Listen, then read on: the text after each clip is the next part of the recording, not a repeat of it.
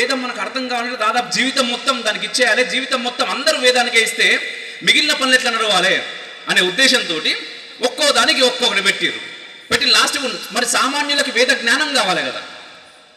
వేదం రాకున్నా సరే కానీ దానిలో ఉన్న జ్ఞానం ఏంటిదో విషయం తెలవాలి కదా. మరి ఆ జ్ఞానం మనకు ఎట్లా తెలవాలి?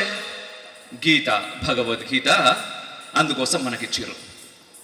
ఇంతకుముందు గురువు గారు ఒక శ్లోకాన్ని వాడారు దాంట్లో, కర్మణ్యో అధికారస్య. నిజంగా గురూజీ మిమ్మల్ని చూస్తుంటే కేవలం భగవద్గీతని అంటే చాలా మంది ఉంటారండి, భగవద్గీతని చెప్తా ఉంటారు, చెప్పడం వేరు, పాటించడం వేరు.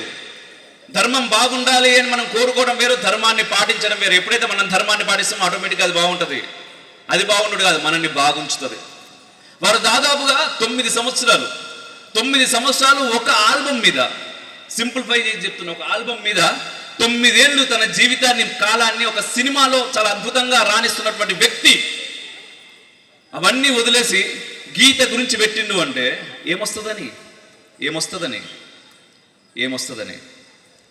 ఏం రాదు, మనకి ఏదో ఇయ్యాలని. వారు అన్నారు కదా, శ్రీకృష్ణ పరమాత్ముడు కావచ్చు, మన తల్లిదండ్రులు కావచ్చు, ఏమొస్తుంది అని కాదు, ఏమి ఇయ్యాలి అనుకుంటారు. వారు కూడా ఈ సమాజానికి ఏమి ఇయ్యాలి అనుకున్నారు, భగవద్గీతను మన చేతిలో పెట్టారు. మనం చప్పట్లు కొట్టొచ్చు, చాలా గట్టిగా కొట్టొచ్చు.